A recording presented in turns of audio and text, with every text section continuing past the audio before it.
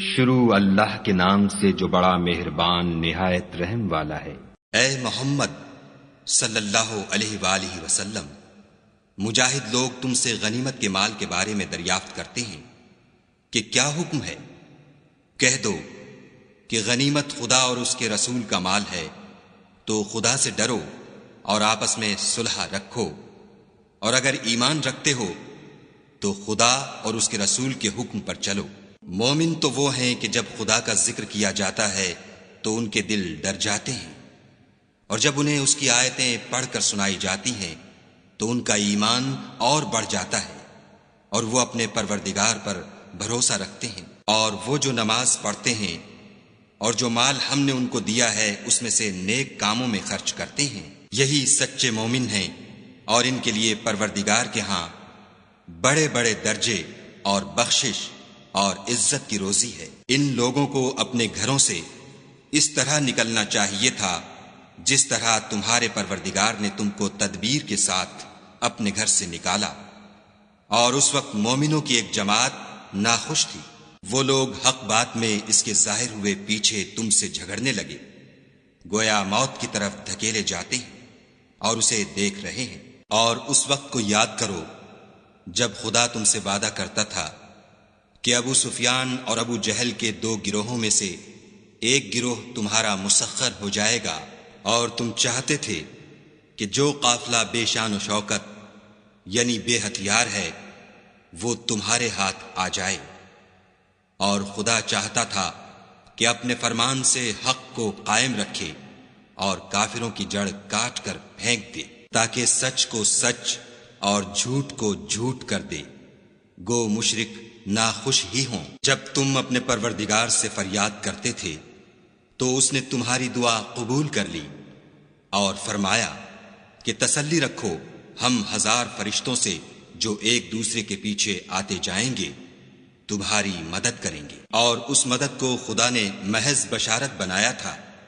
کہ تمہارے دل اس سے اطمینان حاصل کریں، اور مدد تو اللہ ہی کی طرف سے ہے، بے شک خدا غالب حکمت والا ہے۔ جب اس نے تمہاری تسکین کے لیے اپنی طرف سے تمہیں نیند کی چادر اڑا دی اور تم پر آسمان سے پانی برسا دیا تاکہ تم کو اس سے نہلا کر پاک کر دے اور شیطانی نجاست کو تم سے دور کر دے، اور اس لیے بھی کہ تمہارے دلوں کو مضبوط کر دے اور اس سے تمہارے پاؤں جمائے رکھے۔ جب تمہارا پروردگار فرشتوں کو ارشاد فرماتا تھا کہ میں تمہارے ساتھ ہوں، تم مومنوں کو تسلی دو کہ ثابت قدم رہیں، میں ابھی ابھی کافروں کے دلوں میں رعب و ہیبت ڈالے دیتا ہوں، تو ان کے سر مار کر اڑا دو اور ان کا پور پور مار کر توڑ دو۔ یہ سزا اس لیے دی گئی کہ انہوں نے خدا اور اس کے رسول کی مخالفت کی، اور جو شخص خدا اور اس کے رسول کی مخالفت کرتا ہے تو خدا بھی سخت عذاب دینے والا ہے۔ یہ مزہ تو یہاں چکھو اور یہ جانے رہو کہ کافروں کے لیے آخرت میں دوزخ کا عذاب بھی تیار ہے۔ اے اہل ایمان، جب میدان جنگ میں کفار سے تمہارا مقابلہ ہو تو ان سے پیٹھ نہ پھیرنا، اور جو شخص جنگ کے روز اس صورت کے سوا کہ لڑائی کے لیے کنارے کنارے چلے، یعنی حکمت عملی سے دشمن کو مارے یا اپنی فوج میں جا ملنا چاہے، ان سے پیٹھ پھیرے گا تو سمجھو کہ وہ خدا کے غضب میں گرفتار ہو گیا، اور اس کا ٹھکانہ دوزخ ہے، اور وہ بہت ہی بری جگہ ہے۔ تم لوگوں نے ان کفار کو قتل نہیں کیا بلکہ خدا نے انہیں قتل کیا، اور اے محمد صلی اللہ علیہ وآلہ وسلم، جس وقت تم نے کنکریاں پھینکی تھیں تو وہ تم نے نہیں پھینکی تھیں بلکہ اللہ نے پھینکی تھیں، اس سے یہ غرض تھی کہ مومنوں کو اپنے احسانوں سے اچھی طرح آزما لے، بے شک خدا سنتا جانتا ہے۔ بات یہ ہے، کچھ شک نہیں کہ خدا کافروں کی تدبیر کو کمزور کر دینے والا ہے۔ کافروں، اگر تم محمد صلی اللہ علیہ وآلہ وسلم پر فتح چاہتے ہو تو تمہارے پاس فتح آ چکی۔ دیکھو، اگر تم اپنے افعال سے باز آ جاؤ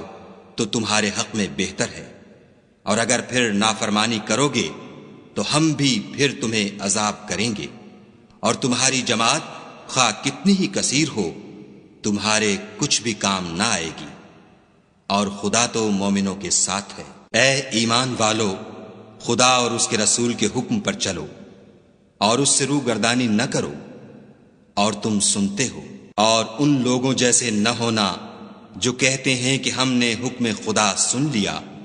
مگر حقیقت میں نہیں سنتے۔ کچھ شک نہیں کہ خدا کے نزدیک تمام جانداروں سے بدتر بہرے گونگے ہیں جو کچھ نہیں سمجھتے، اور اگر خدا ان میں نیکی کا مادہ دیکھتا تو ان کو سننے کی توفیق بخشتا، اور اگر بغیر صلاحیت ہدایت کے سماعت دیتا تو وہ منہ پھیر کر بھاگ جاتے۔ مومنو، خدا اور اس کے رسول کا حکم قبول کرو، جبکہ رسول خدا تمہیں ایسے کام کے لیے بلاتے ہیں جو تم کو زندگی جاوداں بخشتا ہے، اور جان رکھو کہ خدا آدمی اور اس کے دل کے درمیان حائل ہو جاتا ہے، اور یہ بھی کہ تم سب اس کے روبرو جمع کیے جاؤ گے، اور اس فتنے سے ڈرو جو خصوصیت کے ساتھ انہی لوگوں پر واقع نہ ہوگا جو تم میں گناہ گار ہیں، اور جان رکھو کہ خدا سخت عذاب دینے والا ہے۔ اور اس وقت کو یاد کرو جب تم زمین مکہ میں قلیل اور ضعیف سمجھے جاتے تھے اور ڈرتے رہتے تھے کہ لوگ تمہیں اڑا نہ لے جائیں، یعنی بے خانما نہ کر دیں، تو اس نے تم کو جگہ دی اور اپنی مدد سے تم کو تقویت بخشی اور پاکیزہ چیزیں کھانے کو دیں تاکہ اس کا شکر کرو۔ اے ایمان والو، نہ تو خدا اور رسول کی امانت میں خیانت کرو اور نہ اپنی امانتوں میں خیانت کرو، اور تم ان باتوں کو جانتے ہو، اور جان رکھو کہ تمہارا مال اور اولاد بڑی آزمائش ہے، اور یہ کہ خدا کے پاس نیکیوں کا بڑا ثواب ہے۔ مومنو، اگر تم خدا سے ڈرو گے تو وہ تمہارے لیے امر فارق پیدا کر دے گا، یعنی تم کو ممتاز کر دے گا اور تمہارے گناہ مٹا دے گا اور تمہیں بخش دے گا، اور خدا بڑے فضل والا ہے۔ اور اے محمد صلی اللہ علیہ وآلہ وسلم، اس وقت کو یاد کرو جب کافر لوگ تمہارے بارے میں چال چل رہے تھے کہ تم کو قید کر دیں یا جان سے مار دیں یا وطن سے نکال دیں، تو ادھر تو وہ چال چل رہے تھے اور ادھر خدا چال چل رہا تھا، اور خدا سب سے بہتر چال چلنے والا ہے۔ اور جب ان کو ہماری آیتیں پڑھ کر سنائی جاتی ہیں تو کہتے ہیں یہ کلام ہم نے سن لیا ہے، اگر ہم چاہیں تو اسی طرح کا کلام ہم بھی کہہ دیں، اور یہ ہے ہی کیا، صرف اگلے لوگوں کی حکایتیں ہیں۔ اور جب انہوں نے کہا کہ اے خدا، اگر یہ قرآن تیری طرف سے برحق ہے تو ہم پر آسمان سے پتھر برسا یا کوئی اور تکلیف دینے والا عذاب بھیج۔ اور خدا ایسا نہ تھا کہ جب تک تم ان میں تھے انہیں عذاب دیتا، اور نہ ایسا تھا کہ وہ بخشش مانگے اور انہیں عذاب دے۔ اور اب ان کے لیے کون سی وجہ ہے کہ وہ انہیں عذاب نہ دے، جبکہ وہ مسجد محترم میں نماز پڑھنے سے روکتے ہیں، اور وہ اس مسجد کے متولی بھی نہیں ہیں، اس کے متولی تو صرف پرہیزگار ہیں، لیکن ان میں کے اکثر نہیں جانتے۔ اور ان لوگوں کی نماز خانہ کعبہ کے پاس سیٹیاں اور تالیاں بجانے کے سوا کچھ نہ تھی، تو تم جو کفر کرتے تھے اب اس کے بدلے عذاب کا مزہ چکھو۔ جو لوگ کافر ہیں اپنا مال خرچ کرتے ہیں کہ لوگوں کو خدا کے رستے سے روکیں، سو ابھی اور خرچ کریں گے، مگر آخر وہ خرچ کرنا ان کے لیے موجب افسوس ہوگا، اور وہ مغلوب ہو جائیں گے، اور کافر لوگ دوزخ کی طرف ہانکے جائیں گے، تاکہ خدا پاک سے ناپاک کو الگ کر دے اور ناپاک کو ایک دوسرے پر رکھ کر ایک ڈھیر بنا دے، پھر اس کو دوزخ میں ڈال دے۔ یہی لوگ خسارہ پانے والے ہیں۔ اے پیغمبر صلی اللہ علیہ وآلہ وسلم، کفار سے کہہ دو کہ اگر وہ اپنے افعال سے باز آ جائیں تو جو ہو چکا وہ انہیں معاف کر دیا جائے گا، اور اگر پھر وہی حرکات کرنے لگیں گے تو اگلے لوگوں کا جو طریق جاری ہو چکا ہے وہی ان کے حق میں بڑھتا جائے گا۔ اور ان لوگوں سے لڑتے رہو یہاں تک کہ فتنہ یعنی کفر کا فساد باقی نہ رہے اور دین سب خدا ہی کا ہو جائے، اور اگر باز آ جائیں تو خدا ان کے کاموں کو دیکھ رہا ہے، اور اگر روگردانی کریں تو جان رکھو کہ خدا تمہارا حمایتی ہے، اور وہ خوب حمایتی اور خوب مددگار ہے۔ اور جان رکھو کہ جو چیز تم کفار سے لوٹ کر لاؤ اس میں سے 5واں حصہ خدا کا اور اس کے رسول کا اور اہل قرابت کا اور یتیموں کا اور محتاجوں کا اور مسافروں کا ہے۔ اگر تم خدا پر اور اس نصرت پر ایمان رکھتے ہو جو حق و باطل میں فرق کرنے کے دن یعنی جنگ بدر میں، جس دن دونوں فوجوں میں مٹھ بھیڑ ہو گئی، اپنے بندے محمد صلی اللہ علیہ وآلہ وسلم پر نازل فرمائی، اور خدا ہر چیز پر قادر ہے۔ جس وقت تم مدینے سے قریب کے ناکے پر تھے اور کافر بعید کے ناکے پر، اور قافلہ تم سے نیچے اتر گیا تھا، اور اگر تم جنگ کے لیے آپس میں قرارداد کر لیتے تو وقت معین پر جمع ہونے میں تقدیم و تاخیر ہو جاتی، لیکن خدا کو منظور تھا کہ جو کام ہو کر رہنے والا تھا اسے کر ہی ڈالے، تاکہ جو مرے بصیرت پر یعنی یقین جان کر مرے، اور جو جیتا رہے وہ بھی بصیرت پر یعنی حق پہچان کر جیتا رہے، اور کچھ شک نہیں کہ خدا سنتا جانتا ہے۔ اس وقت خدا نے تمہیں خواب میں کافروں کو تھوڑی تعداد میں دکھایا، اور اگر بہت کر کے دکھاتا تو تم لوگ جی چھوڑ دیتے، اور جو کام درپیش تھا اس میں جھگڑنے لگتے، لیکن خدا نے تمہیں اس سے بچا لیا، بے شک وہ سینوں کی باتوں تک سے واقف ہے۔ اور اس وقت جب تم ایک دوسرے کے مقابل ہوئے تو کافروں کو تمہاری نظروں میں تھوڑا کر کے دکھاتا تھا، اور تم کو ان کی نگاہوں میں تھوڑا کر کے دکھاتا تھا، تاکہ خدا کو جو کام کرنا منظور تھا اسے کر ڈالے، اور سب کاموں کا رجوع خدا ہی کی طرف ہے۔ مومنوں، جب کفار کی کسی جماعت سے تمہارا مقابلہ ہو تو ثابت قدم رہو، اور خدا کو بہت یاد کرو تاکہ مراد حاصل کرو، اور خدا اور اس کے رسول کے حکم پر چلو، اور آپس میں جھگڑا نہ کرنا کہ ایسا کرو گے تو تم بزدل ہو جاؤ گے اور تمہارا اقبال جاتا رہے گا، اور صبر سے کام لو کہ خدا صبر کرنے والوں کا مددگار ہے۔ اور ان لوگوں جیسے نہ ہونا جو اتراتے ہوئے یعنی حق کا مقابلہ کرنے کے لیے اور لوگوں کو دکھانے کے لیے گھروں سے نکل آئے اور لوگوں کو خدا کی راہ سے روکتے ہیں، اور جو اعمال یہ کرتے ہیں خدا ان پر احاطہ کیے ہوئے ہے۔ اور جب شیطانوں نے ان کے اعمال ان کو آراستہ کر دکھائے اور کہا کہ آج کے دن لوگوں میں کوئی تم پر غالب نہ ہوگا اور میں تمہارا رفیق ہوں، لیکن جب دونوں فوجیں ایک دوسرے کے مقابل صف آرا ہوئیں تو پسپا ہو کر چل دیا اور کہنے لگا کہ مجھے تم سے کوئی واسطہ نہیں، میں تو ایسی چیزیں دیکھ رہا ہوں جو تم نہیں دیکھ سکتے، مجھے تو خدا سے ڈر لگتا ہے، اور خدا سخت عذاب کرنے والا ہے۔ اس وقت منافق اور کافر جن کے دلوں میں مرض تھا کہتے تھے کہ ان لوگوں کو ان کے دین نے مغرور کر رکھا ہے، اور جو شخص خدا پر بھروسہ رکھتا ہے تو خدا غالب حکمت والا ہے۔ اور کاش تم اس وقت کی کیفیت دیکھو جب فرشتے کافروں کی جانیں نکالتے ہیں، ان کے منہوں اور پیٹھوں پر کوڑے اور ہتھوڑے وغیرہ مارتے ہیں اور کہتے ہیں کہ اب عذاب آتش کا مزہ چکھو، یہ ان اعمال کی سزا ہے جو تمہارے ہاتھوں نے آگے بھیجے ہیں، اور یہ جان رکھو کہ خدا بندوں پر ظلم نہیں کرتا۔ جیسا حال فرعونیوں اور ان سے پہلے لوگوں کا ہوا تھا ویسا ہی ان کا ہوا کہ انہوں نے خدا کی آیتوں سے کفر کیا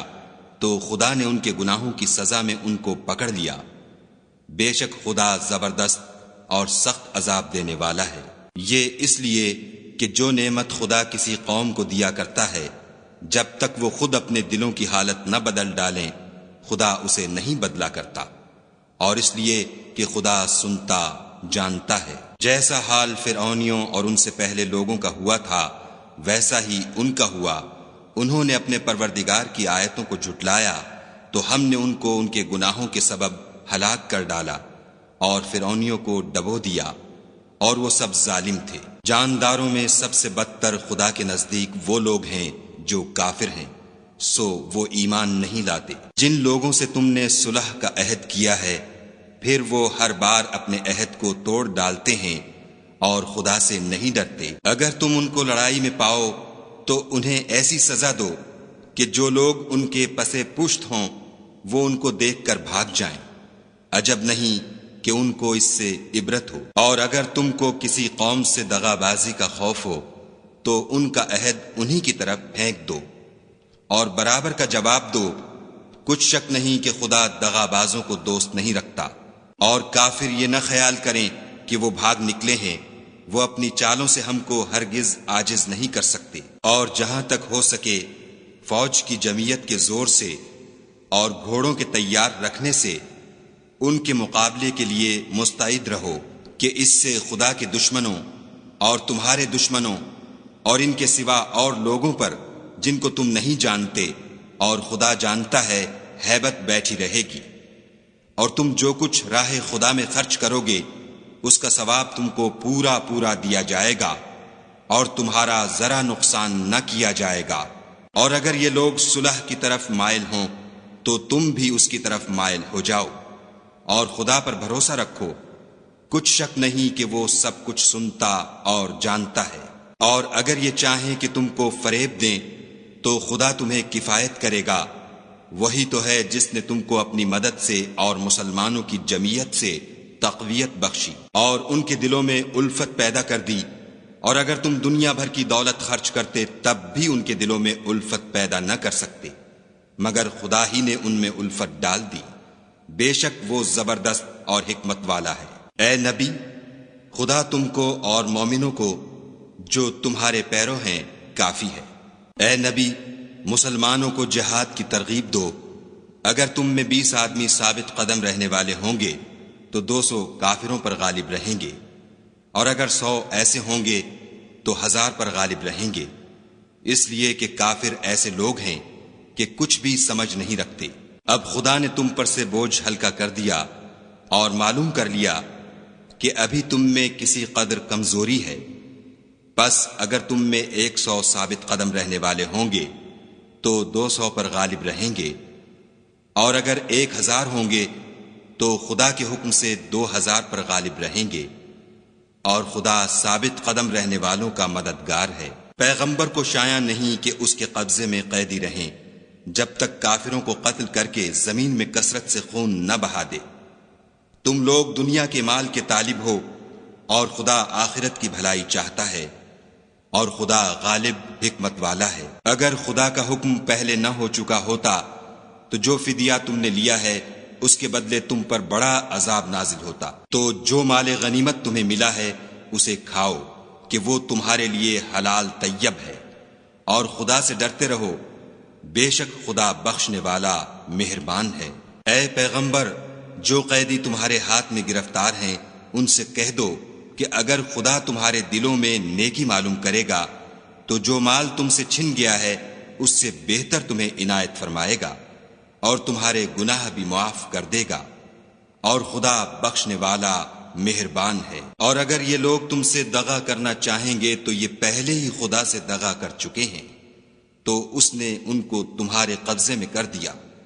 اور خدا دانا حکمت والا ہے۔ جو لوگ ایمان لائے اور وطن سے ہجرت کر گئے اور خدا کی راہ میں اپنے مال اور جان سے لڑے وہ، اور جنہوں نے ہجرت کرنے والوں کو جگہ دی اور ان کی مدد کی وہ، آپس میں ایک دوسرے کے رفیق ہیں۔ اور جو لوگ ایمان تو لے آئے لیکن ہجرت نہیں کی تو جب تک وہ ہجرت نہ کریں تم کو ان کی رفاقت سے کچھ سروکار نہیں، اور اگر وہ تم سے دین کے معاملات میں مدد طلب کریں تو تم کو مدد کرنی لازم ہے، مگر ان لوگوں کے مقابلے میں کہ تم میں اور ان میں صلح کا عہد ہو، مدد نہیں کرنی چاہیے، اور خدا تمہارے سب کاموں کو دیکھ رہا ہے۔ اور جو لوگ کافر ہیں وہ بھی ایک دوسرے کے رفیق ہیں۔ تو مومنو، اگر تم یہ کام نہ کرو گے تو ملک میں فتنہ برپا ہو جائے گا اور بڑا فساد مچے گا۔ اور جو لوگ ایمان لائے اور وطن سے ہجرت کر گئے اور خدا کی راہ میں لڑائیاں کرتے رہے، اور جنہوں نے ہجرت کرنے والوں کو جگہ دی اور ان کی مدد کی، یہی لوگ سچے مسلمان ہیں، ان کے لیے خدا کے ہاں بخشش اور عزت کی روزی ہے۔ اور جو لوگ بعد میں ایمان لائے اور وطن سے ہجرت کر گئے اور تمہارے ساتھ ہو کر جہاد کرتے رہے، وہ بھی تمہیں میں سے ہیں، اور رشتہ دار خدا کے حکم کی روح سے ایک دوسرے کے زیادہ حقدار ہیں۔ کچھ شک نہیں کہ خدا ہر چیز سے واقف ہے۔